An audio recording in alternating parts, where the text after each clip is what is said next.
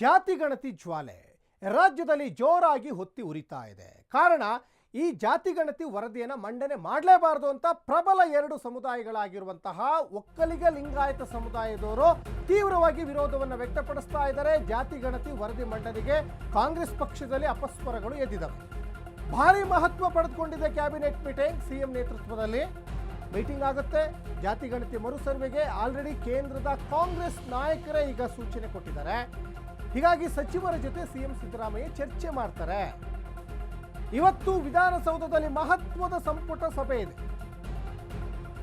ವಿಶೇಷವಾದಂತಹ ಈ ಸಂಪುಟ ಸಭೆಯಲ್ಲಿ ಜಾತಿ ಜನಗಣತಿ ವಿಚಾರವಾಗಿ ಪ್ರಸ್ತಾಪ ಆಗ್ತದೆ. ಮತ್ತು ಎಲ್ಲ ಸಚಿವರ ಮಾಹಿತಿಯನ್ನು ಕೂಡ ಸಿದ್ದರಾಮಯ್ಯನವರು ಕಲೆಕ್ಟ್ ಮಾಡ್ಕೊಳ್ತಾರೆ. ಆಲ್ರೆಡಿ ಮೊದಲ ಅವಧಿಯಲ್ಲಿ ಸಿದ್ದರಾಮಯ್ಯನವರು ಮುಖ್ಯಮಂತ್ರಿಯಾದಂಥ ಸಂದರ್ಭದಲ್ಲಿ 2014-15ರಲ್ಲಿ ಎಚ್ ಕಾಂತರಾಜು ಸಿದ್ಧಪಡಿಸಿದ ವರದಿಯನ್ನು ಮಂಡನೆ ಮಾಡಲಿಕ್ಕೆ ರೆಡಿಯಾಗಿದ್ದರು. ಆದರೆ ಅದಕ್ಕೆ ತೀವ್ರವಾದ ವಿರೋಧ ವ್ಯಕ್ತವಾದ ಬೆನ್ನಲ್ಲೇ ಈಗ ಮರು ಸಮೀಕ್ಷೆ ಮಾಡಿ ಅಂತ ಕೇಂದ್ರ ನಾಯಕರು ಹೇಳಿದ್ದಾರೆ. ಜಾತಿ ಗಣತಿ ವರದಿಗೆ ಪ್ರಬಲ ಸಮುದಾಯಗಳು ವಿರೋಧ ವ್ಯಕ್ತಪಡಿಸ್ತಾ ಇದ್ದಾವೆ. ವರದಿಗೆ ತೀವ್ರ ವಿರೋಧ ಆಗಿರುವ ಬೆನ್ನಲ್ಲೇ ವರಿಷ್ಠರು ಅಲರ್ಟ್ ಆಗಿದ್ದಾರೆ ಅನ್ನೋದು ಕೂಡ ಗೊತ್ತಾಗ್ತಾ ಇದೆ. ಸಿಎಂ ಡಿಸಿಎಂ ದೆಹಲಿಗೆ ಕರೆಸಿಕೊಂಡು ಕೇಂದ್ರದ ಕಾಂಗ್ರೆಸ್ ನಾಯಕರು ಮಾತುಕತೆ ಮಾಡಿದ್ದಾರೆ. ಜಾತಿ ಗಣತಿ ಜಾರಿ ಸಾಧ್ಯತೆ ವಿರೋಧಗಳ ಬಗ್ಗೆನೂ ಸಾಕಷ್ಟು ಚರ್ಚೆಗಳಾಗಿದ್ದಾವೆ. ಯಾಕಂದರೆ ದಶಕಗಳ ಹಿಂದೆ ಅಂಕಿಅಂಶಗಳ ಒಂದು ಲೋಪದೋಷ ಸ್ವಪಕ್ಷದಲ್ಲೇ ಸಾಕಷ್ಟು ತೀವ್ರವಾದಂತಹ ವಿರೋಧಗಳು ವ್ಯಕ್ತವಾಗ್ತಾ ಇತ್ತು. 10 ವರ್ಷದಲ್ಲಿ ಸಿದ್ಧಪಡಿಸಿದಂಥ ವರದಿ ಅವೈಜ್ಞಾನಿಕವಾಗಿದೆ.